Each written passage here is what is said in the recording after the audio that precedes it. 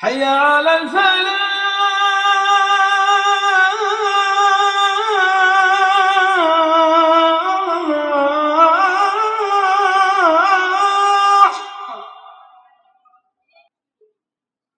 حي على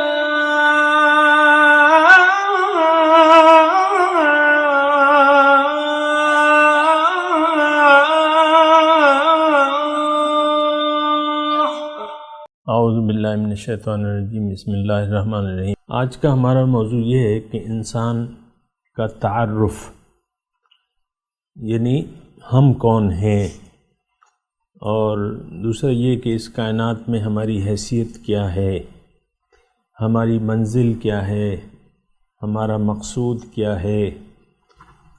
یہ ساری باتیں اس کے بارے میں ہم تھوڑی سی بات کریں گے۔ سب سے پہلے یہ ہے کہ انسان کی فطرتاً یہ تقاضا کرتی ہے کہ وہ ہر چیز کو پہچان لے۔ مثال کے طور پہ ایک بچہ ہے، گود میں بچہ ہے، نیو بورن بیبی ہے، آہستہ آہستہ یعنی اس کی جو سماعت ہے یا جو بصارت ہے یا جو پہچان ہے وہ نہیں ہو پاتی، اور آہستہ جب وقت گزرتا رہتا ہے تو ماں یہ چاہتی ہے کہ بچہ اسے پہچان لے، بچہ اسے پہچان لے، اور یا اس کو اس نام سے پکارے، ماں کے نام سے پکارے، یا امی کہے، یا ہے نا، ماں کی یہ ہوتی ہے نا کہ وہ مجھے پہچان لے۔ تو ہر چیز اپنی پہچان کی محتاج ہے،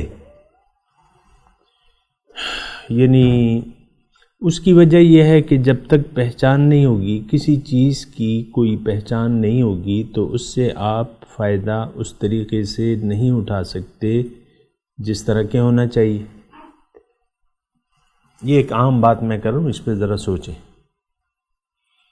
یعنی جب تک آپ ایک چیز کی معرفت نہ ہو، ایک چیز کی پہچان نہ ہو، تو آپ اس سے اس طریقے سے فائدہ نہیں اٹھا سکتے جس طریقے سے ہونا چاہیے۔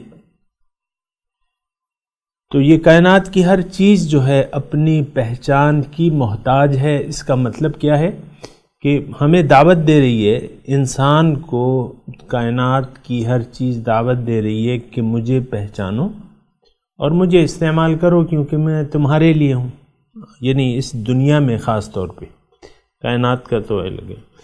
تو دنیا میں ہر چیز جو ہے اب آپ کو پہچان ہے، اور اگر آپ دیکھیں کہ اسکول میں جب بچے جاتے ہیں تو ان کو مختلف اشیاء کی پہچان کرائی جاتی ہے، ہر چیز کے نام بتائے جاتے ہیں، ہن سے ہیں ان کا تعارف کرایا جاتا ہے کہ یہ الف ہے، یہ بے ہے، یہ اے ہے، یہ بی ہے، یہ 1 ہے، یہ 2 ہے۔ اس کا پہچان آپ دیکھیں، یعنی پہچان کے لیے آپ بچے کو بھجواتے ہیں اسکول کے لیے کہ اس کو علم ہو جائے، اس کو پہچان ہو جائے۔ پھر اس کے اپنے اپنے درجے ہیں کہ پہلا درجہ یا دوسرا درجہ یا جو بھی ہے نا، تو ایک الگ بات ہے کہ انسان درجہ بدرجہ ترقی کرتا ہوا ایک وقت ایسا آتا ہے کہ وہ ایک ڈگری لے لیتا ہے، اور وہ ڈگری پھر اوروں کے لیے، جہاں اوروں کے لیے نافع ہوتی ہے وہاں خود اس کے لیے نفع کا باعث بنتی ہے۔ تو بہرحال میں اتنی یعنی آپ کو زیادہ الجھاتا نہیں ہوں بات میں، میں آپ کو یہ کہہ رہا ہوں کہ ہر چیز، یعنی ہماری جو اللہ تعالیٰ نے ہمارے ارد گرد جو چیزیں ہمارے لیے پیدا کی ہیں، اس کی پہچان کر ہم اس کو استعمال کر پاتے ہیں۔ اگر پہچان یعنی عام طور پہ آپ دیکھیں تو ایک چیز کا ایک فائدہ اگر آپ کو معلوم نہ ہو تو پھر آپ اس سے نہ تو کام لے سکتے ہیں اور نہ اس کے بارے میں کچھ سوچ سکتے ہیں۔ تو آج کا جو ہم یعنی بات کرنے کی کوشش کر رہے ہیں یا معلوم کرنے کی کوشش کر رہے ہیں، ہم اپنی پہچان کی بات کر رہے ہیں، لیکن جو میں نے آپ کو تمہید بیان کی نا، تو اس میں سب سے پہلے آپ کو اس پہچان کا اہمیت سے آپ کو آگاہ کرنا ہے میں نے، کہ آپ کائنات سے اس لیے فائدہ اٹھا رہے ہیں، ہر چیز سے آپ اس لیے فائدہ اٹھا رہے ہیں کہ آپ اس کو پہچان چکے ہیں، اس کے اچھی یا بری چیزوں کے بارے میں آپ کو معلوم ہو چکا ہے، جڑی بوٹیاں ہیں ہر ایک جڑی بوٹی کا اپنا اپنا فائدہ ہوتا ہے، بعض جڑی بوٹیاں زہریلی ہوتی ہیں تو وہ آپ بڑے احتیاط سے استعمال کرتے ہیں، اور بعض جڑی بوٹیاں بڑی نفع آور ہوتی ہیں، تو پہچان کر ہی آپ اس کائنات سے مستفیض ہو سکتے ہیں۔ یہ ایک مختصر بات ہے۔ اچھا، اب ہم دیکھتے ہیں کہ انسان کی اپنی جو تخلیق ہے، آیا ہم نے اس کو پہچان لیا ہے؟ اب یہ ایک سوال ہے، کیونکہ ہم نے یہ بھی معلوم کیا کہ پہچان کے بغیر کسی چیز سے فائدہ حاصل کرنا جو ہے وہ مشکل ہوتا ہے، نہیں ہو سکتا۔ انسان، اب بات آتی ہے ہمارے اپنی طرف کہ ہم نے اپنی پہچان اگر ہم نہیں کر پاتے تو اس کا مطلب کیا ہے؟ اس کا مطلب یہ ہے کہ ہم اس سے یعنی اپنے وجود سے فائدہ نہیں اٹھا سکتے۔ اگر ہمیں اپنی پہچان نہ ہو تو ہم اپنے وجود سے، اپنی زندگی سے فائدہ نہیں اٹھا سکتے، اور یہ بیکار ہم اس کو استعمال کرتے رہیں گے۔